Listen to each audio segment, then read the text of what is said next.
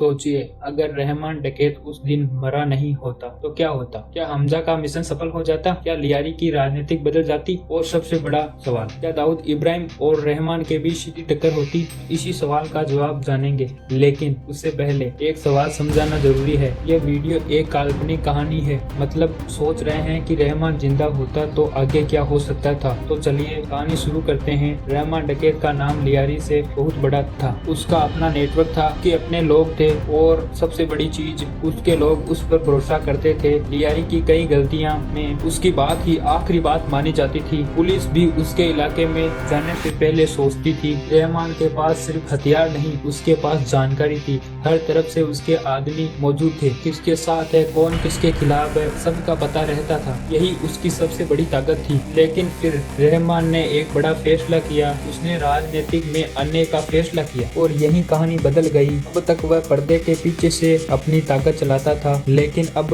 वह खुद चुनाव लड़ना चाहता था, अपनी पार्टी के साथ, अपनी पहचान के साथ। और यही बात जमील जमाली के लिए सबसे बड़ा खतरा बन गई, क्योंकि जिस आदमी की मदद से उसने अपनी ताकत बनाई थी, वही आदमी उसकी कुर्सी के सामने खड़ा था। अब सवाल था, क्या रहमान चुनाव जीत जाता? अगर हम इस कहानी में मान ले कि रहमान जिंदा रहता है, उसके जीतने की संभावना काफी मजबूत होती है। उसके पास पहले से ही एक बड़ा नेटवर्क था, लोगों पर उसका असर था, और लियारी में उसकी पकड़ भी मजबूत थी। लेकिन यही कहानी में सबसे बड़ा ट्विस्ट आता है। मान लीजिए रहमान पर हमला हुआ, हमजा और एसपी चौधरी उसे मारने पहुंचे, लेकिन रहमान बच गया। अब क्या होता? सबसे पहले एक बड़ी गैंग वॉर शुरू हो जाती।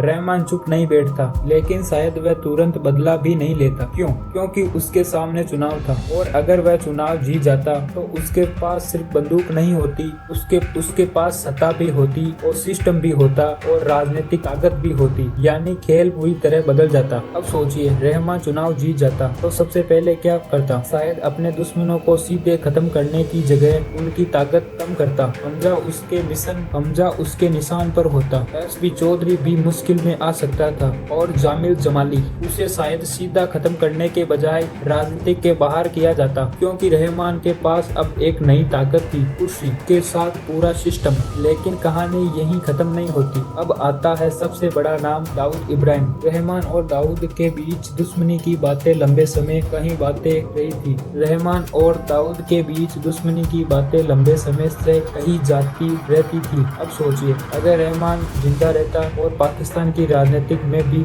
मजबूत हो जाता, तो दाऊद के लिए यही सबसे बड़ी समस्या बन जाती, क्योंकि अब रहमान सिर्फ एक गैंगस्टर नहीं रहा, वह एक राजनीतिक ताकत भी बन चुका था। और यही चीज दोनों के बीच टकराव को बड़ा बना सकती थी। लेकिन यहाँ एक सवाल और है, कौन जीतता, रहमान या दाऊद? सच यह है, इसका पक्का जवाब कोई नहीं दे सकता। अगर हम अपनी कहानी की दुनिया में समझें, तो दोनों के पास अपनी अपनी ताकत थी। एक तरफ रहमान का लोकल नेटवर्क, दूसरी तरफ दाऊद इब्राहिम का बड़ा अंडरवर्ल्ड नेटवर्क। अगर दोनों आमने सामने आते तो इसका असर लियारी तक ही नहीं रहता, ये कराची तक जाता, और शायद पूरे पाकिस्तान की राजनीतिक पर भी असर पड़ता। और अब सबसे बड़ा सवाल, अगर रहमान राजनीतिक में ऊपर पहुंच जाता तो क्या वह राष्ट्रीय स्तर की ताकत बन सकता था? शायद। लेकिन यह भी एक संभावना है, क्योंकि राजनीतिक में सिर्फ डर काम नहीं करता। वहाँ जनता चाहिए, संगठन चाहिए, पैसा चाहिए, और सबसे जरूरी, लंबे समय तक सत्ता संभालने की क्षमता चाहिए। इसलिए रहमान का चुनाव जीतना एक बात होती, लेकिन सत्ता को लंबे समय तक संभालना एक बिल्कुल अलग खेल होता। और यही इस कहानी का सबसे बड़ा ट्विस्ट है। हो सकता है रहमान जिंदा रहता, चुनाव भी जीत जाता, लेकिन उसके बाद उसके सामने पहले से भी बड़ी